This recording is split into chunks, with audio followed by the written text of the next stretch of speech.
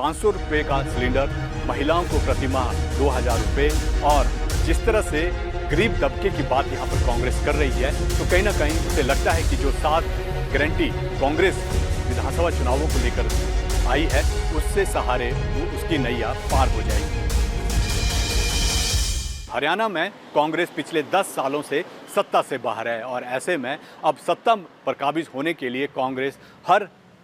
राजनीतिक दांव पेच यहाँ पर खेल रही है। कांग्रेस ने अपना मैनिफेस्टो जो है वो जारी कर दिया गया है, जिसमें 500 रुपये का सिलेंडर, महिलाओं को प्रतिमाह 2000 रुपये और जिस तरह से गरीब तबके की बात यहाँ पर कांग्रेस कर रही है, तो कहीं ना कहीं उसे लगता है कि जो 7 गारंटी कांग्रेस विधानसभा चुनावों को लेकर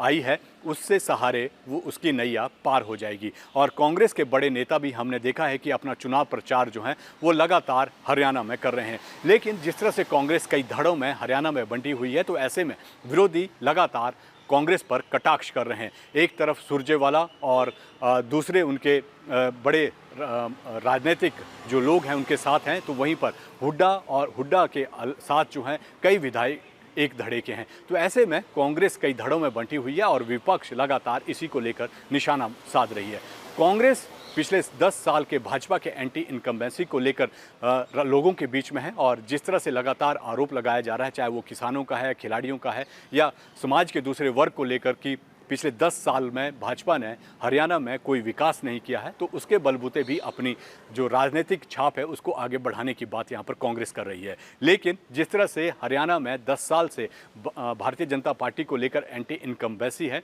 उसके सहारे भी कांग्रेस अपनी नैया पार लगाना चाहती है। लेकिन जिस तरह से आम आदमी पार्टी जब से हरियाणा में चुनावी मैदान में कूदी हुई है, उससे कहीं ना कहीं कांग्रेस को ये लग रहा है कि जो उसका वोट बैंक है वो कहीं ना कहीं आम आदमी पार्टी की तरफ ना खिसक जाए। अब ऐसे में जब देखा गया था कि दोनों पार्टियां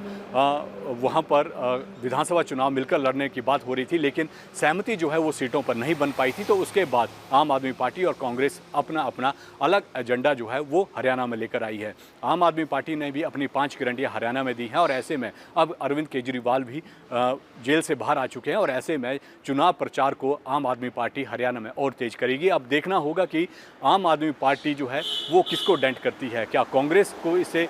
नफ़ा नुकसान होता है या फिर भाजपा को। लेकिन कांग्रेस साफ तौर पर कह रही है कि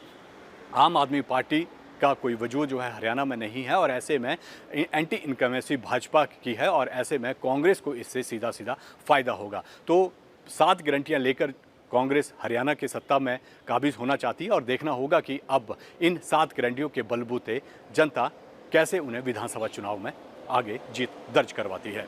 न्यूज नेशन अब व्हाट्सएप पर खबरों के ताजा अपडेट के लिए न्यूज नेशन के इस QR कोड को स्कैन करें।